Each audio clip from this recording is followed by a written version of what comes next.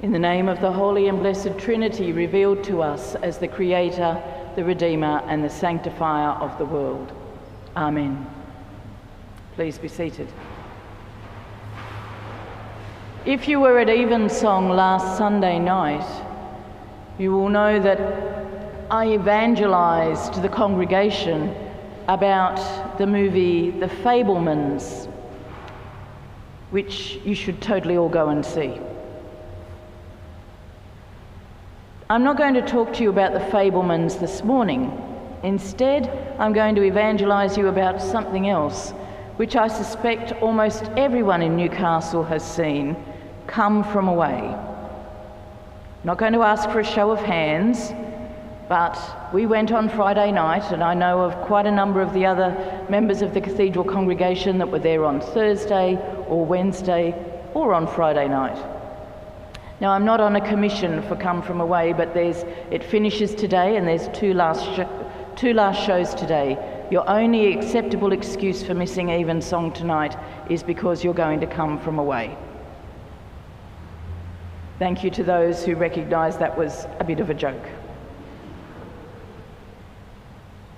If you don't know the story of Come From Away, it's centred around the events that happen in the days around the 11th of September, when the World Trade Centres were hit by the planes and the Pentagon.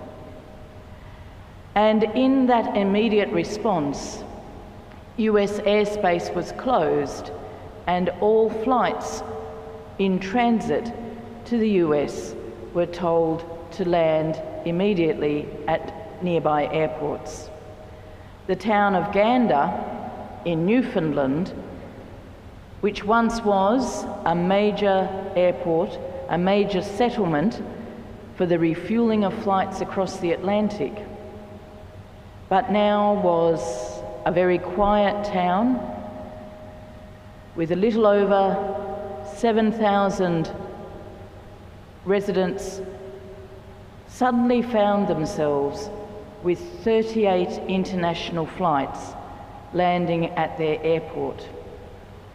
If you've seen Come From Away, or if you know the story, you know what happens next. The people of Gander and the surrounding towns opened their towns, opened their homes, opened their hearts to welcome the passengers on these 38 planes. And depending on when they were able to leave, some people were there for almost a week. What happened in that moment of extreme crisis was a transformation of the people of that place, but also the people of the plains.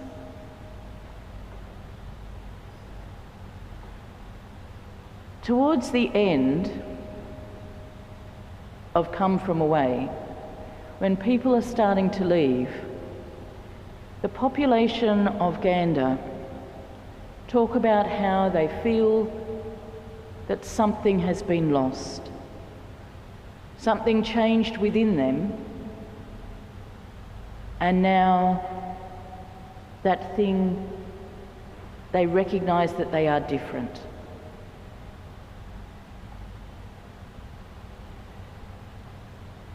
The legacy of that time continues today, not just in musicals like Come From Away, but in the scholarships the passengers of those planes established for the children, the young people of Gander, in the relationships that were formed between strangers.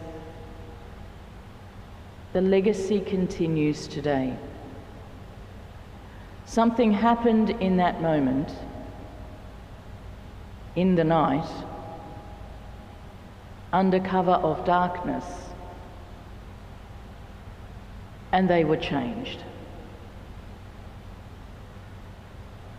Nicodemus comes to Jesus at night, under cover of darkness. He's fearful. He's fearful.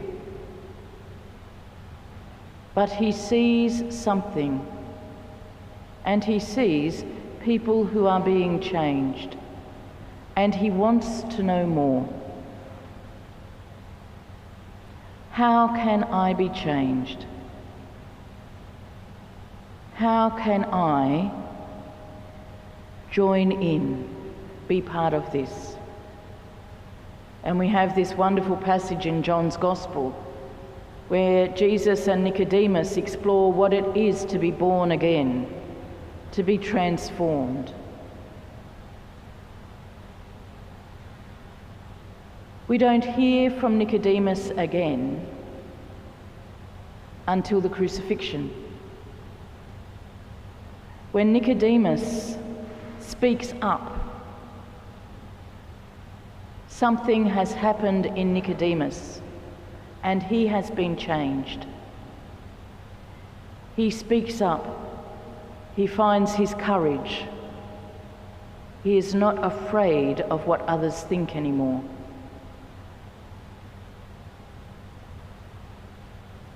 In the experience of those on those plains on the 11th of September, in the experience of those on the ground, there was fear. But what made the difference was relationship. And Nicodemus comes to understand in the conversation with Jesus that what makes the difference in new life is our relationships. And Nicodemus comes to understand that just like birth, this new life is not without its pain, not without its challenges, but it transforms. For the people of Gander and the people on the plains, that experience was not without pain and challenge, but something new was born.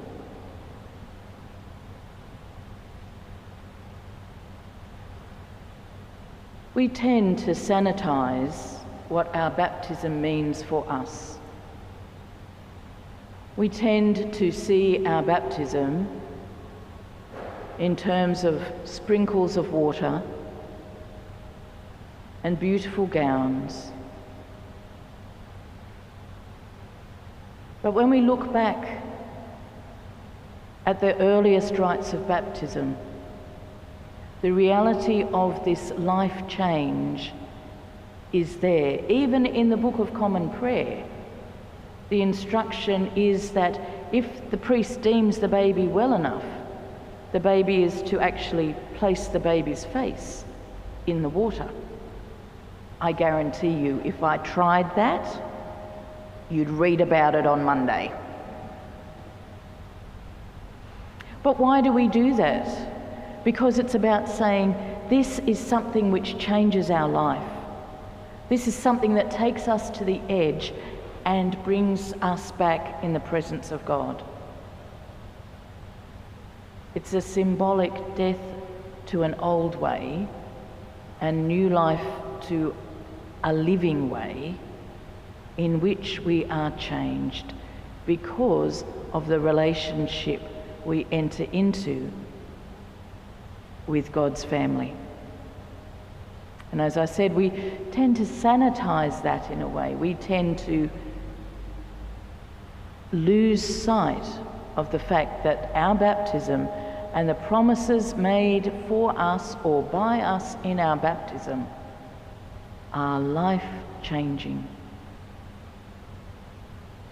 They are promises about entering into relationship with God. They are promises about living in that relationship, which means we find our courage to speak up for what is right, to speak out against what is wrong, to stand up in the face of evil and to renounce it. Jesus says to Nicodemus, you must be born of water and the Spirit. The Spirit infuses us, gives us that courage, transforms our life. And in that transformation, we are changed forever. God's own.